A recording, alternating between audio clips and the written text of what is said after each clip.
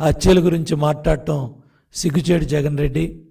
ఇవాళ సిబిఐ కేసులు అన్నీ కూడా క్లియర్ అయిపోయిన కేసుల్లో నువ్వు న్యాయ ఉల్లంఘనకు పాల్పడి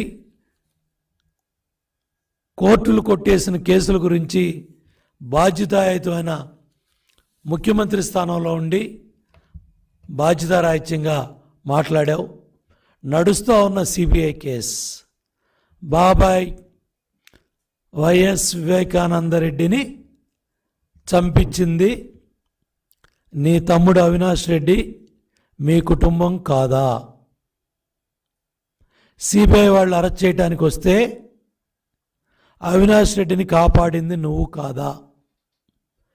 ఇవాళ తల్లి చెల్లి అడిగే ప్రశ్నలకి సమాధానం చెప్పే దమ్ము ధైర్యం ఉందా?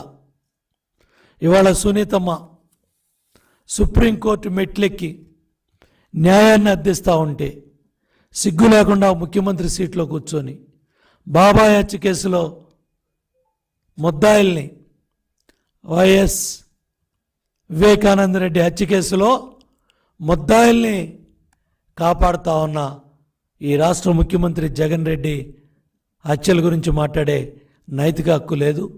ముందు నీ బాబాయ్ హత్య కేసులో ముద్దాయిల్ని జైలుకి పంపించు. వైఎస్ అవినాష్ రెడ్డి కేసు సుప్రీంకోర్టులో ఎప్పుడు విచారణకు వచ్చినా బెయిల్ రద్దు అవుతుంది. బెయిల్ రద్దు అయితే అవినాష్ రెడ్డి కేసులో రిమాండ్ రిపోర్ట్లో మీ కుటుంబ సభ్యులు ఉంటారు. జగన్ రెడ్డి, ఈ వాస్తవాలు ఎప్పుడు ఎన్నికలు జరిగినా నీతో పాటు సిబిఐ ఈడీ కేసులో ఉన్న ముద్దాయిలంతా 2 ఈడీ కేసుల్లో శిక్షలు తప్పకుండా పడతాయి. సుమారు ప్రజా జీవితంలో 6 ఏళ్ళు ఎన్నికల్లో పోటీ చేసే అర్హత 2 ఎలక్షన్లకి జగన్ రెడ్డి కోల్పోతారు. జగన్ రెడ్డి నీ వయసు ఇవాళ 52 ఏళ్ళు. వచ్చే 2024 ఎన్నికల్లో నీ ప్రభుత్వం వైసీపీ ప్రభుత్వం ఓడిపోతుంది. అప్పటికి నీ వయసు 57 ఏళ్ళు. 52 + 5 57 ఏళ్ళు. ఈడీ కేసుల్లో పడే శిక్ష కాలం యావజ్జీవ కారాగార శిక్ష. ఈడీ కేసుల మినిమం ప్రజా జీవితంలో 6 సంవత్సరాలు తక్కువ కాకుండా శిక్ష పడే అవకాశం ఉంది. 2 ఎన్నికల్లో నువ్వు పోటీ చేయలేవు.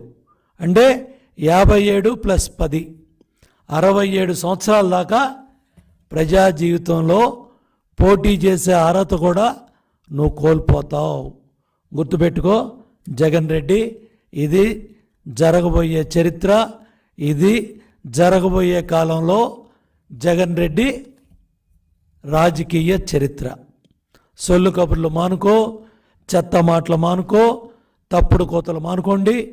ఇవాళ కుప్పం గురించి, నారా చంద్రబాబు నాయుడు గారి గురించి, ఈ రాష్ట్ర ముఖ్యమంత్రి గారి గురించి, ఈ రాష్ట్ర ముఖ్యమంత్రి జగన్ రెడ్డి మాట్లాడే తప్పుడు మాటలన్నీ కూడా ఖండిస్తూ ఉన్నాను.